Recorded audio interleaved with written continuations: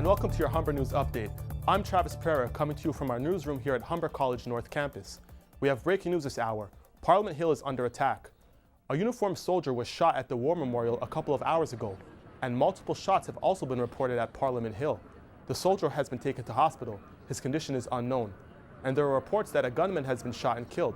Parliament Hill and most of downtown Ottawa has since been placed in lockdown. Cell service is down. There are reports that there are multiple assailants.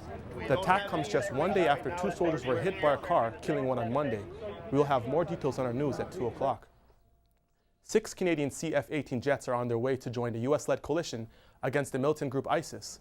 The warplanes left Cold Lake, Alberta yesterday and are expected to arrive in Kuwait in a few days. Meanwhile, in Turkey, Iraqi Kurds are now being allowed to cross the Syrian border to fight ISIS militants. Those ISIS militants appear to have received an unintended gift from the U.S., an airdrop of weapons and medical supplies that was meant for Kurdish fighters in Kobani. This amateur video appears to show the ISIS militants with the supplies, but the video hasn't been verified. Winnipeg police have charged a 40-year-old woman after the remains of 6 babies were found inside a storage locker yesterday. Andrea Gisbrick is being charged with 6 counts of concealing the body of a child. Officials with the Red Cross say if handled properly, the spread of Ebola can be brought under control within 6 months, and travel bans will not help. So it creates a lot of fear and extreme panic that sometimes, does lead to very irrational, type of behaviors and measures. Meanwhile, in Japan, production is being increased on an experimental drug that could combat Ebola. Clinical trials are to start next month in Guinea. Back in the U.S., the NBC cameraman who contracted the virus has been declared free of Ebola. In the world of sports, 8 new athletes will be inducted into the Sports Hall of Fame.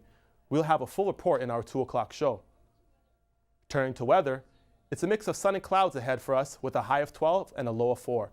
We'll have details of all these stories and more coming up in our 2 o'clock newscast. But for now, we leave you with this.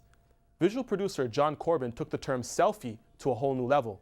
Corbin's drone, with a camera attached to it, captures a visually striking image of the Scarborough Bluffs. He caps off his footage with a selfie to remember.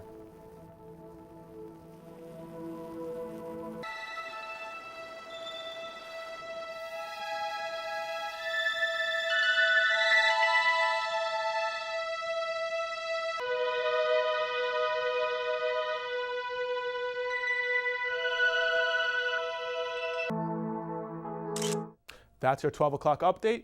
We'll be back with more Humber News at 2.